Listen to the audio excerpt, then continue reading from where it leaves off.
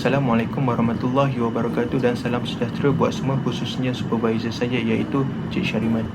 Saya Muhammad Syarif bin Muhammad Rosnan, pemegang nombor metrik S54909. Jadi hari ini saya akan membentangkan report latihan industri. Kita mulakan dengan latar belakang dahulu. Pulau Redang terletak berhampiran dengan daerah Kuala Nerus di Terengganu. Bagi sesiapa yang ingin pergi bercuti ataupun berkunjung di Pulau Redang, mereka boleh berkunjung di Jeti Merang dengan menaiki bot-bot yang dikendalikan oleh syarikat-syarikat permainan di sana. Untuk pengetahuan anda semua, Pulau Redang ini merupakan pulau yang tercantik di dunia kerana pantai yang sangat bersih, keadaannya yang sangat tenang dan airnya sangat jernih. Bagi sesiapa yang ingin mencari ketenangan, bolehlah pergi ke Pulau Redang. Latar belakang syarikat pula. Redang Holiday Beach Resort ini ditubuhkan oleh pasangan suami isteri iaitu Mr. Tan Kok Tiong dan Madam Tong Kim Bee. Resort ini ditubuhkan hampir 30 tahun yang lalu dengan lokasi yang sangat strategik yang terletak di pinggir lagun. Mereka bentuk dan seni bina keseluruhan resort ini adalah hasil daripada idea dan kreativiti Mr. Tan sendiri dengan menggunakan alam semula jadi di sekelilingnya serta kayu asli Melayu desa yang menghiasi bangunan yang menghadap teluk. Terdapat 3 jabatan yang telah saya pilih. Antaranya logistik, saya menetap di jabatan ini selama 3 bulan, kemudian purchasing 2 bulan dan yang terakhir front office selama 1 bulan. Antara isu yang dihadapi oleh staf ataupun pelajar praktikal di Pulau Redang ini ialah staf terpaksa bekerja lebih masa sehingga mengganggu masa peribadi mereka. Yang kedua, staf tidak cukup menyebabkan 1 orang staf terpaksa buat pelbagai kerja. Yang ketiga pula, pengurusan inventory ataupun stok tidak selaras antara resort di pulau dan HQ kerana sistem yang tidak tetap dan tidak efisien. Dan yang terakhir, pelajar praktikal tidak mendapatkan maklumat yang sepatutnya daripada syarikat sebelum mereka memulakan latihan industri dan mereka juga tidak dibekalkan buku panduan. Terdapat 3 sistem yang perlu diperbaiki. Yang pertama, sistem komunikasi. Yang kedua, sistem kawalan inventory. Dan yang ketiga, sistem pengambilan pelajar praktikal. Yang pertama iaitu sistem komunikasi. Pada situasi sekarang ini, jabatan logistik di pulau dan di darat saling berkomunikasi. Tujuan mereka berinteraksi ialah untuk menyampaikan dan menerima maklumat ataupun data mengenai perjalanan bot keluar masuk serta data pelancong yang ingin membuat tempahan untuk ke resort. Dalam hal ini juga boatman terlibat dalam komunikasi kerana mereka perlu bersedia untuk membawa pelancong keluar masuk daripada pulau, dan boatman juga perlu mengambil tahu tentang paras pasang surut air laut. Hal ini kerana bimbangkan apabila air surut, bot tidak dapat tiba ke jeti. Dan dalam sistem ini juga manager di pulau dan di darat saling berkomunikasi. Tujuan mereka berkomunikasi ialah ingin mengambil kira tentang volume ataupun bilangan gas yang terdapat di dalam pulau. Data ini digunakan untuk mereka menyewa bot sekiranya jumlah gas yang hadir di dalam resort itu tidak dapat ditampung. Carta aliran semasa. Mula dari atas iaitu logistik di darat. Logistik yang berada di darat akan mengambil data daripada pejabat. Kemudian data ini akan disampaikan kepada manager di darat dan logistik di pulau. Manager di darat akan memberitahu manager di pulau tentang bilangan data ataupun bilangan gas yang akan masuk ke pulau pada hari esoknya. Dan logistik di pulau juga akan memberitahu boatman tentang bilangan pelancong yang akan masuk ke pulau pada hari esoknya. Masalah yang terdapat dalam sistem ini ialah slang ataupun logat yang berbeza dari segi tempat asalnya. Contohnya logat Pahang berkomunikasi dengan logat Terengganu.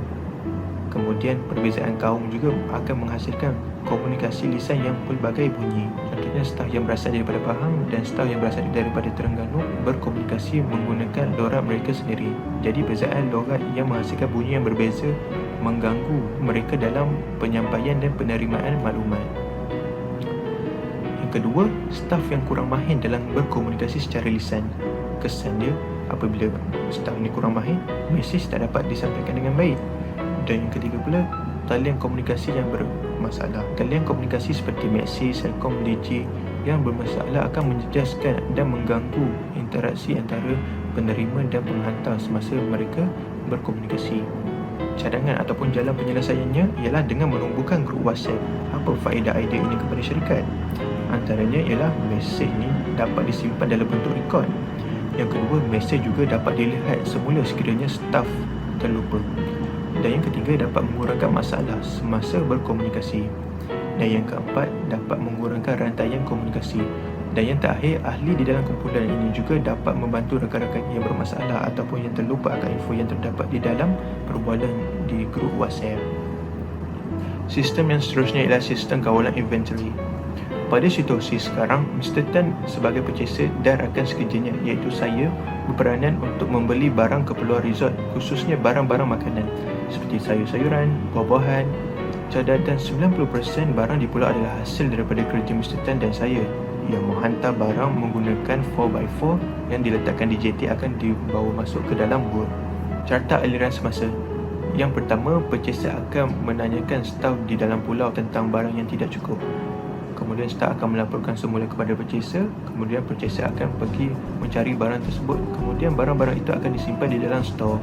Hari esoknya barang tersebut akan dihantar dan dibawa masuk ke dalam pulau.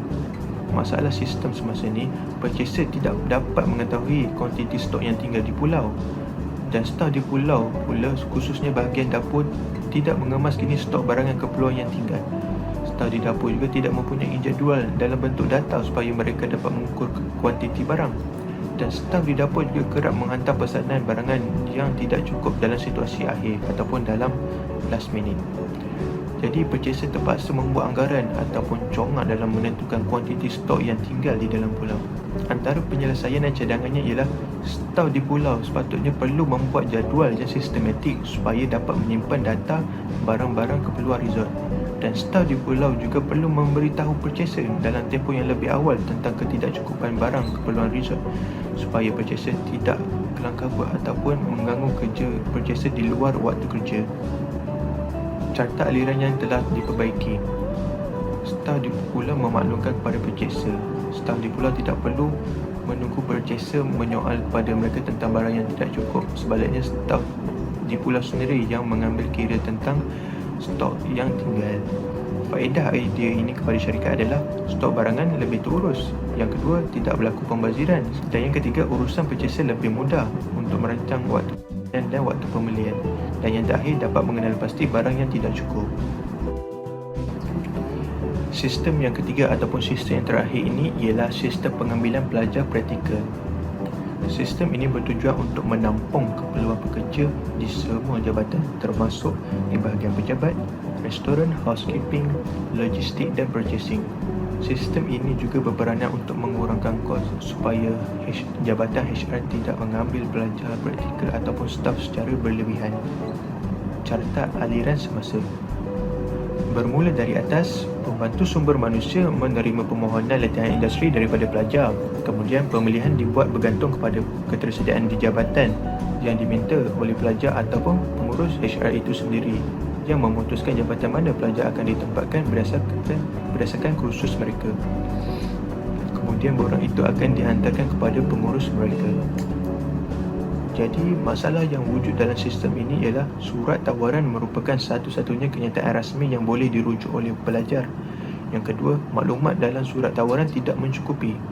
Yang ketiga, kerja pembantu sumber manusia sentiasa terganggu kerana banyak panggilan daripada pelajar praktikal. Yang keempat pula, pelajar keliru dan sentiasa menelefon untuk bertanya dan mengesahkan semula. Dan yang terakhir, tiada buku kecil yang lengkap untuk membimbing pelajar. Antara cadangan dan jalan penyelesaiannya adalah dengan mencipta buku kecil ataupun buku panduan pelajar praktikal, senarai tugasan mengikut calon, surat permohonan dan surat tawaran. Carta aliran yang telah diperbaiki pula. Pembantu sumber manusia isi borang permohonan latihan industri dari kolej ataupun universiti dan sediakan surat tawaran dan buku panduan pelajar praktikal bersama senarai semak dan surat alu-aluan untuk dihantar kepada pelajar melalui email.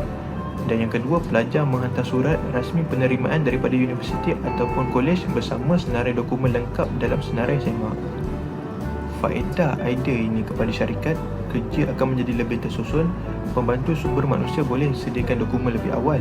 Yang ketiga, sebarang pertanyaan mengenai latihan industri, syarikat dan pelajar boleh merujuk kepada buku kecil yang disediakan. Dan yang keempat, dapat menyeimbangkan masa dan waktu bekerja di pejabat HR untuk mengendalikan pelajar praktikal masuk. Dan yang terakhir, dapat mengurangkan kerumitan di pejabat semasa proses pengambilan pekerja. Sekian, terima kasih.